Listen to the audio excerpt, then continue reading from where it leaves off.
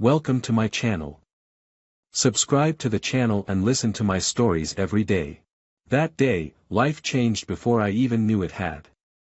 It was one of those moments that seemed unimportant until the weight of it crashed down on me later, piece by piece, in slow, excruciating clarity. We were a normal couple, or so I thought. I worked as a manager at a tech firm, a job that kept me busy but provided well for my family. My wife, Sophie, was in project management for a corporate firm. Together, we had two amazing kids and a home that echoed with laughter, and I thought, a love that could withstand anything. But that illusion would soon come crumbling down, much faster than I could have anticipated. Looking back, I can see it all clearly now. The signs had been there, but they were small, scattered. Just a few odd changes in Sophie's behavior. I shrugged them off, attributing it to stress from work or just a rough patch. Maybe I wanted to believe in the best, or maybe I didn't want to entertain the thought that my life wasn't as perfect as I believed. For the longest time, I thought we had everything. Sure, our marriage had its bumps, the occasional argument over chores or who would pick up the kids, typical things. But we always made up, and that's what mattered, right? Or so I told myself. The first crack appeared when Sophie started working late. She'd always had long hours, but recently, her schedule seemed more erratic. She'd come home at strange times, sometimes with nothing more than a quick text saying she was busy. The real turning point, though, was the phone. It was such a small thing. Sophie had always been attached to her phone, but lately, it was more than that. She kept it close, never leaving it unattended. One night, I asked her about it, trying to sound casual. "Sophie, what's up with your phone these days? You're more glued to it than usual," I said with a small laugh. She looked up, a bit startled, and then laughed it off. "Oh, it's nothing," she said, brushing it away with a smile. "Just a busy project at work." It wasn't like me to be suspicious, so I let it slide. But that nagging feeling wouldn't go away. She'd been distracted, more distant somehow. Even when we were together, her mind seemed elsewhere. Sometimes I'd catch her staring off, not realizing I was watching. And at night, she'd turn away, falling asleep faster than ever before, as though she was avoiding any conversation. In those moments, I told myself I was overthinking. I tried to push away my doubts, reasoning that I was just stressed myself. But no matter how I tried, the feeling remained, growing like a shadow over our lives. The revelation came late one evening. I'd stayed up after Sophie had gone to bed, working on a project for my job. I was tired, ready to wrap things up and join her, when I saw her phone on the kitchen counter, left unattended for the first time in weeks. I don't know what came over me, but before I knew it, I'd picked it up. It was locked, of course. I laughed to myself, feeling ridiculous. Sophie had shared her passcode with me ages ago, yet I'd never felt the need to use it. But now, my fingers moved almost on their own, entering the code. A new message popped up on the screen from someone named Greg. I stared at it, my mind spinning. Greg? I didn't know any Greg. I felt a sickening twist in my gut as I read the words that would change everything. "I miss you." I couldn't breathe. I read the message again, as though repeating it would somehow make it less real. "I missed you." That simple sentence was all it took to turn my entire world upside down. My head was spinning, heart pounding. I glanced back down the hallway, half expecting Sophie to walk out, but there was nothing. Silence filled the house, thick and suffocating. I tried to convince myself it wasn't what I thought it was. Maybe Greg was just a friend or a coworker. Maybe it was an innocent message, taken out of context. But deep down, I knew. My instincts were rarely wrong, and in that moment, they screamed the truth I didn't want to face. I placed the phone back on the counter, feeling like a thief caught in the act. But my mind was racing. I couldn't just ignore it, could I? Every fiber of my being wanted to confront her, to demand an explanation. But something held me back. I wasn't ready to hear the truth, not yet. Instead, I decided to wait, to gather more information. If there was anything to know, I'd find it. The following days were unbearable. I couldn't look at Sophie the same way. Every time I glanced her way, I felt the pang of betrayal, a quiet rage bubbling beneath the surface. She was still acting normal, going about her days as if nothing had changed, but for me, everything had. I started watching her more closely, noticing things I hadn't before. She was on her phone constantly, and when she wasn't, she was lost in thought, her gaze distant. I knew something was wrong, and I was determined to find out. Finally, after days of tension, I had another opportunity. Sophie was in the shower, her phone on the nightstand, unguarded. This time, I didn't hesitate.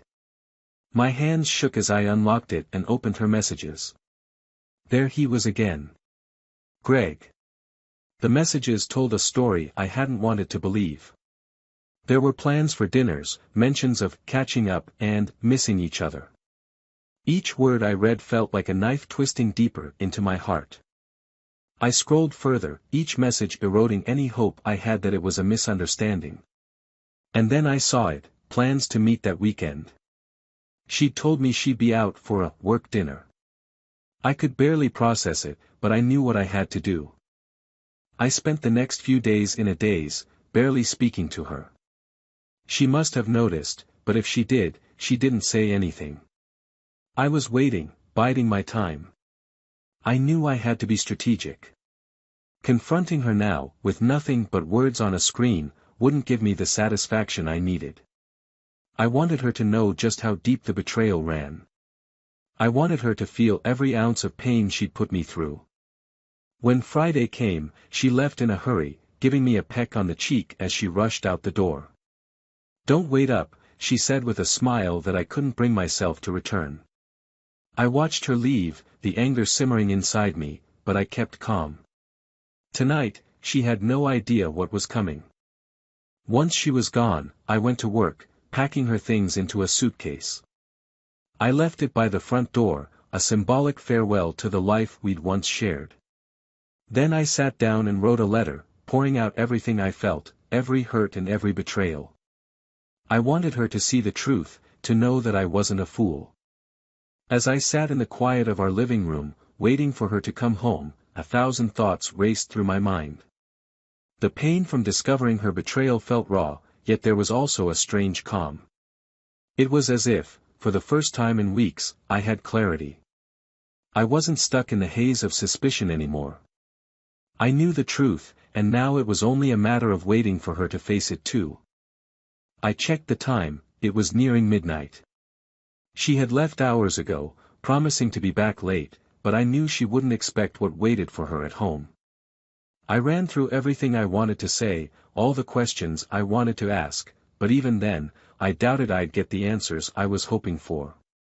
After all, honesty wasn't her strong suit. A part of me wanted to call her, to demand she come home now, but I resisted. I wanted her to think she still had the upper hand, that I was just the oblivious husband, clueless and loyal. I wanted her to feel as though she'd gotten away with it, right up until the very moment she stepped through the door. Time dragged as I sat there, replaying memories of our life together. The small moments felt the heaviest, late-night talks about our dreams, family vacations, quiet mornings drinking coffee. They all felt tainted now, the foundation of trust I believed in shattered in an instant.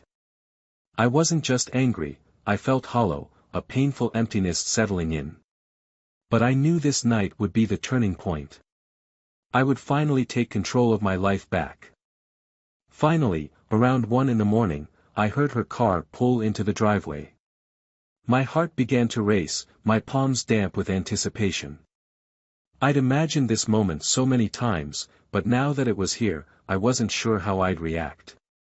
I steeled myself, gripping the edge of the couch, waiting for the sound of her key in the lock. The door clicked open, and she stepped inside, her eyes scanning the dimly lit room. She froze when she saw me, her smile faltering. Oh, she said, feigning surprise. You're still up. I forced a tight smile, feeling the weight of the letter on the coffee table between us. Couldn't sleep, I replied, keeping my voice even. I watched her, trying to read her expression, but she kept her face carefully blank. She glanced at the suitcase by the door and let out a small, nervous laugh. Going somewhere? I took a deep breath, letting the silence stretch. No, Sophie. You are. The mask slipped. I could see the flicker of fear in her eyes as she processed my words.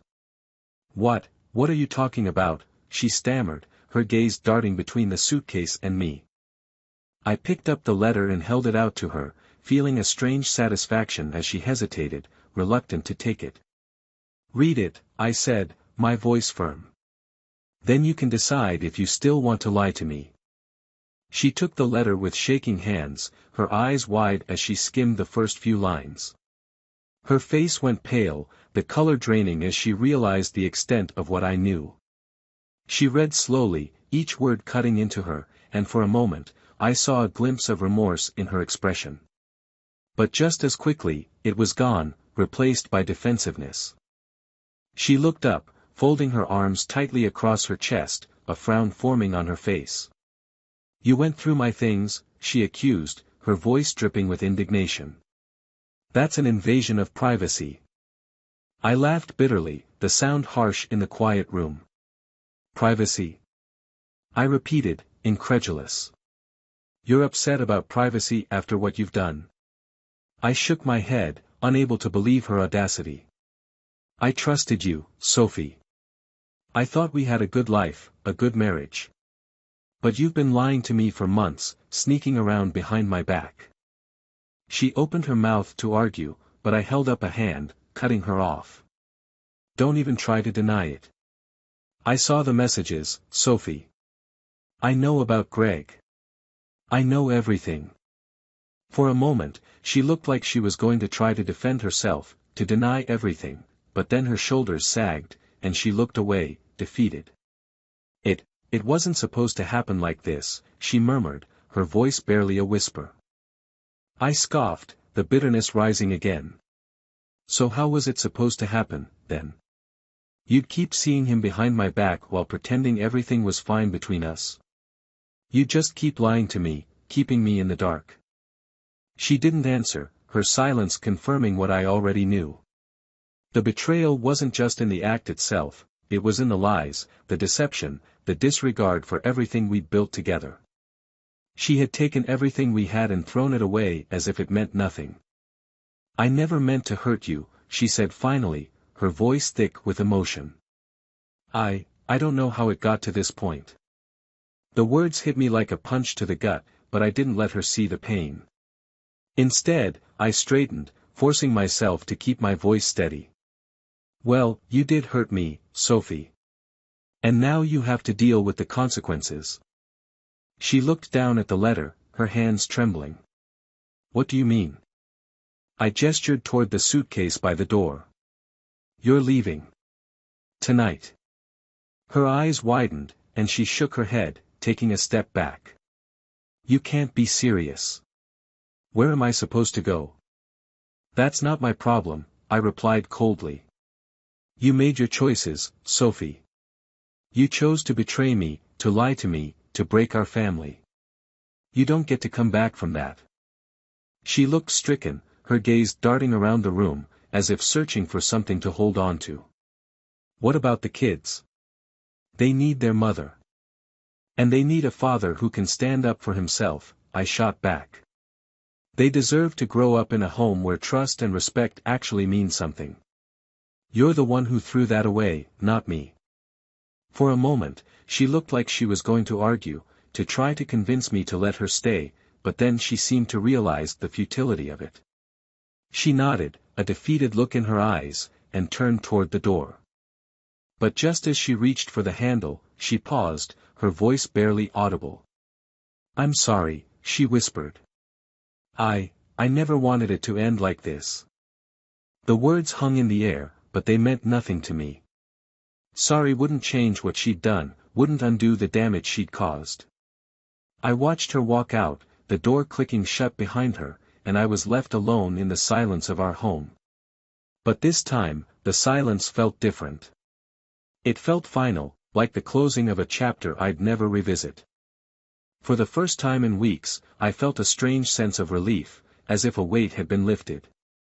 There was still pain, an ache that I knew wouldn't fade easily, but there was also a new sense of purpose. I had a family to protect, children to raise, and a life to rebuild.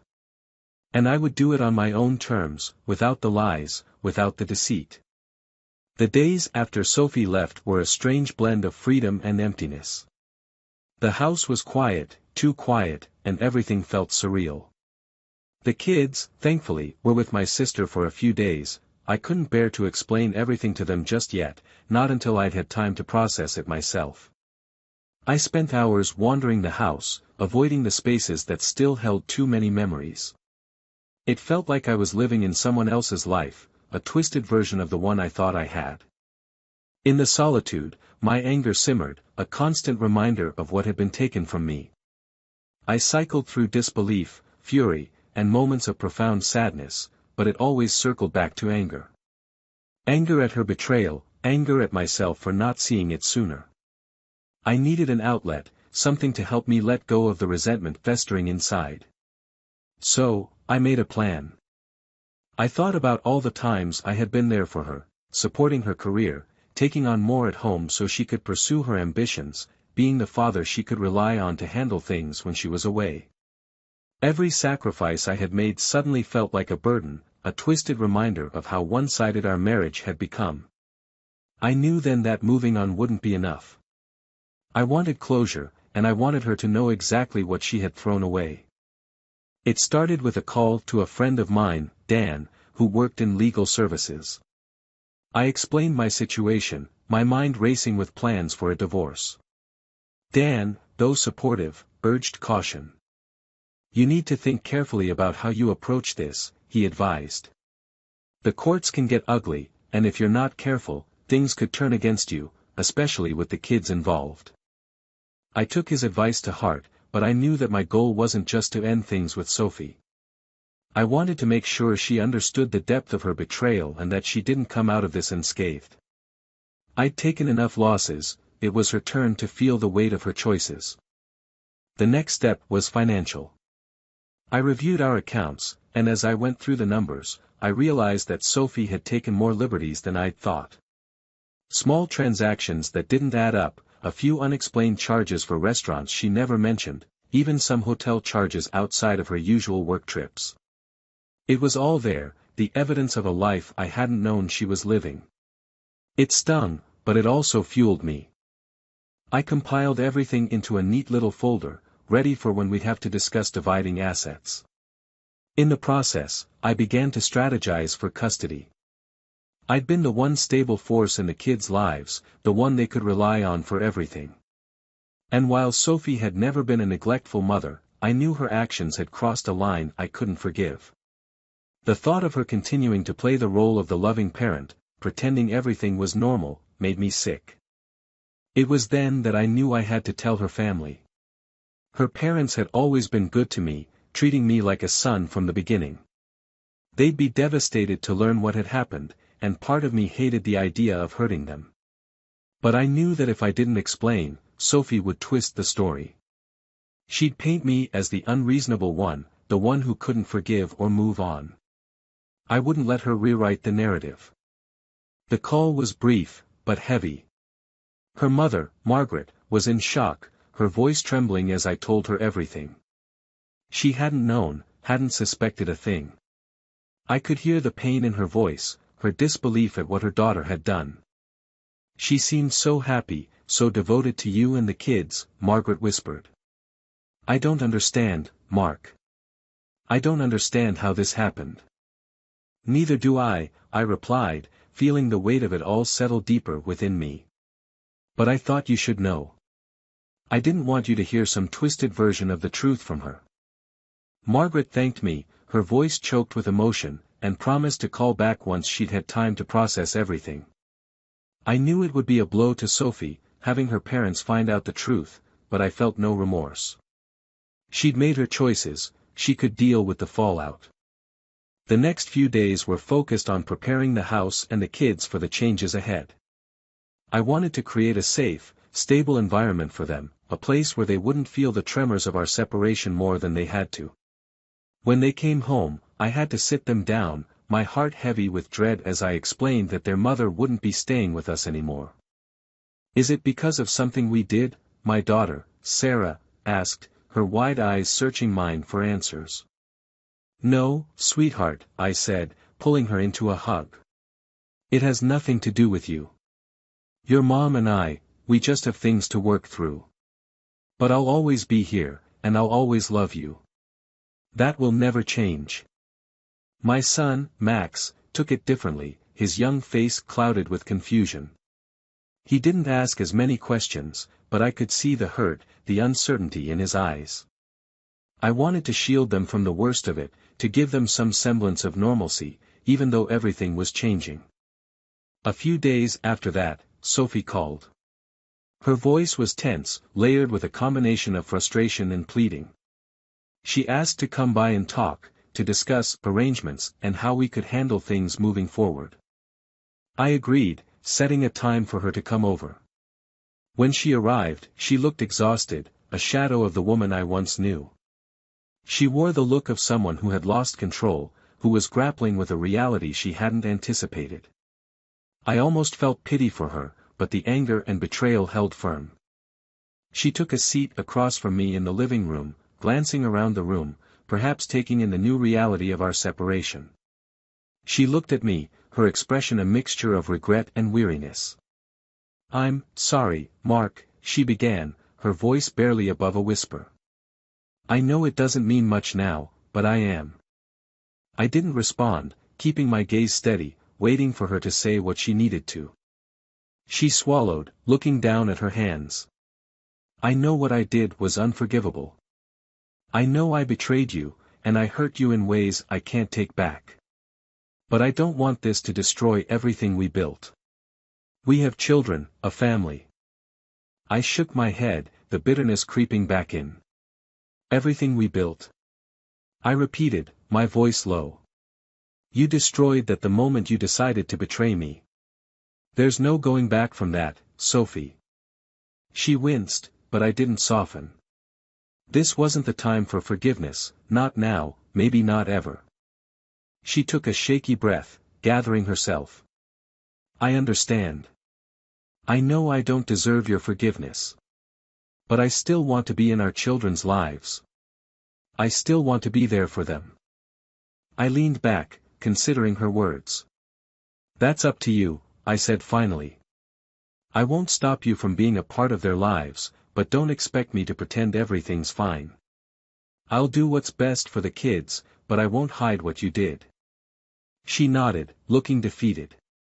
"I understand." We discussed custody, finances, the practical matters that come with separation. I kept it all businesslike, refusing to let her see the pain that still gnawed at me.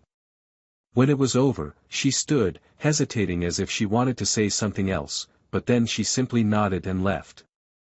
As the door closed behind her, I felt an odd sense of closure. I knew there would be challenges ahead, moments when the bitterness might resurface, but I also knew I was ready to move forward. I had a family to protect, a future to rebuild. And I would do it on my own terms, free from the lies, free from the deceit that had once tainted my life. The months following Sophie's departure were some of the hardest I'd ever experienced, yet strangely, they were also some of the most liberating. The anger had started to subside, replaced by a quiet determination to rebuild, to focus on what truly mattered. My life became a rhythm of work, time with the kids, and quiet moments of reflection. Slowly, I began to heal, though I still felt that empty ache where trust had once lived. One evening, as I was tucking the kids into bed, my phone vibrated with an unknown number. I ignored it, but the phone buzzed again a minute later, then a third time. It was relentless. I picked it up, frowning at the number before answering. "Hello." A woman's voice came through, soft yet filled with urgency. "Mark, this is Claire. You don't know me, but we need to talk. It's about Sophie. A cold unease settled in. What do you mean? I can't explain everything over the phone, she said quickly. But it's important. Can we meet somewhere? Against my better judgment, I agreed. We settled on a small coffee shop downtown, a neutral place where I felt I'd be able to gauge her intentions without feeling cornered. I spent the rest of the evening in a haze, wondering what she could possibly have to tell me. The next day, I arrived early, a coffee already in hand, as I scanned the room for any sign of her. She arrived shortly after, a tall, slender woman with dark hair and intense eyes. She looked around until her gaze landed on me, and I could tell immediately that this was no casual conversation. Her face was tight, as though she was bracing herself. She took a seat across from me, folding her hands tightly. Thank you for meeting me, Mark. I nodded, still wary. So, who exactly are you?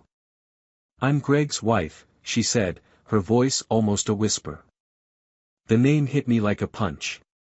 Greg, the man who had taken everything from me, whose messages to Sophie had turned my life upside down. I felt my hands clench, but I stayed quiet, waiting. Claire shifted uncomfortably, glancing down at her hands. I found out about the affair a few months ago, she began. But there's something you don't know, something I didn't know either, until recently. I frowned, my mind racing through possibilities. What are you talking about?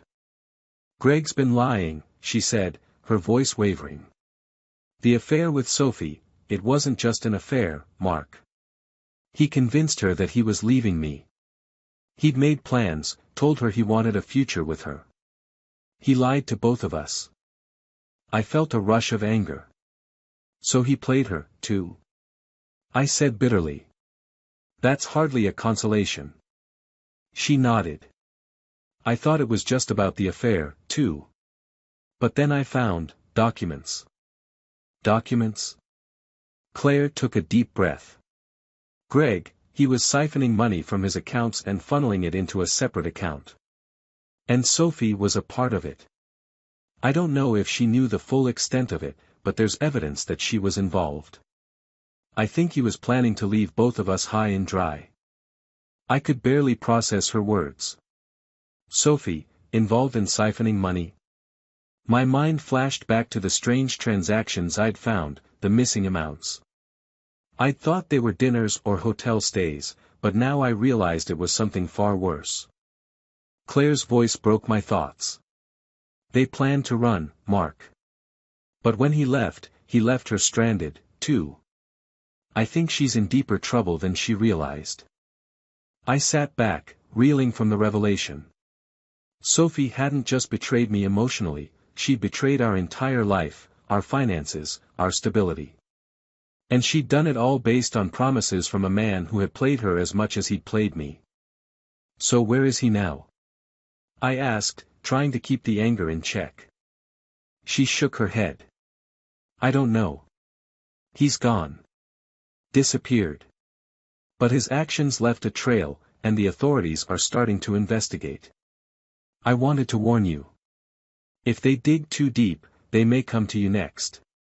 You're listed on some of the joint accounts. A chill ran down my spine.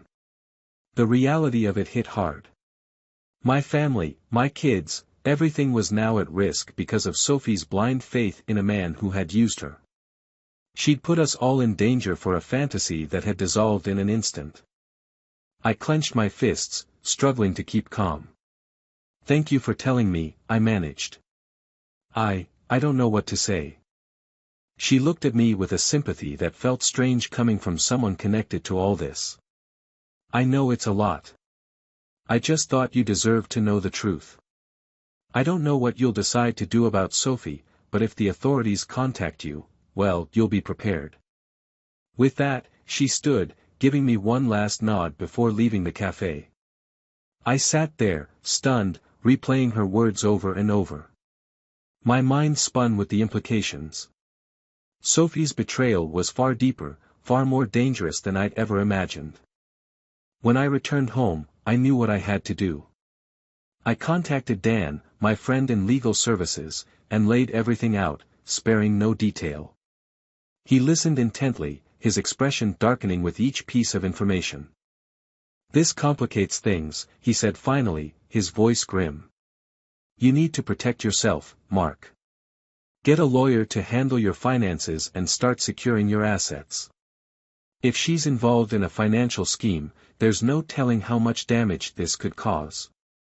I nodded, the reality settling in.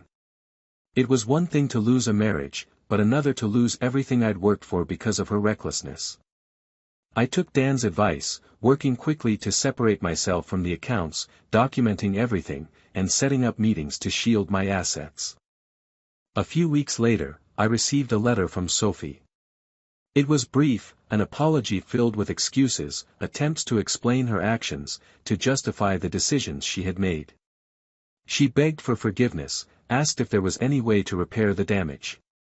But I felt nothing as I read it. Her words were empty, hollow, and I knew I couldn't let her back into our lives.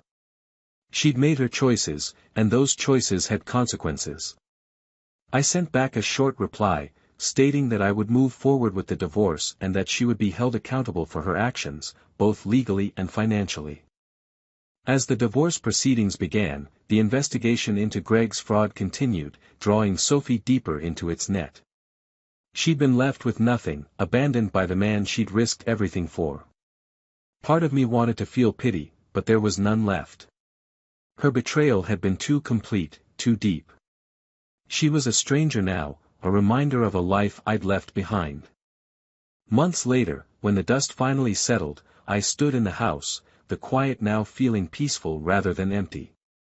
I had my kids, my work, and a life I could rebuild without secrets or lies. I'd lost Sophie, but I had gained something far more valuable: clarity, freedom, and the strength to start anew. In the end, it wasn't revenge or anger that brought closure. It was letting go of the past, knowing that I had come out of the storm stronger, wiser, and ready to face whatever came next.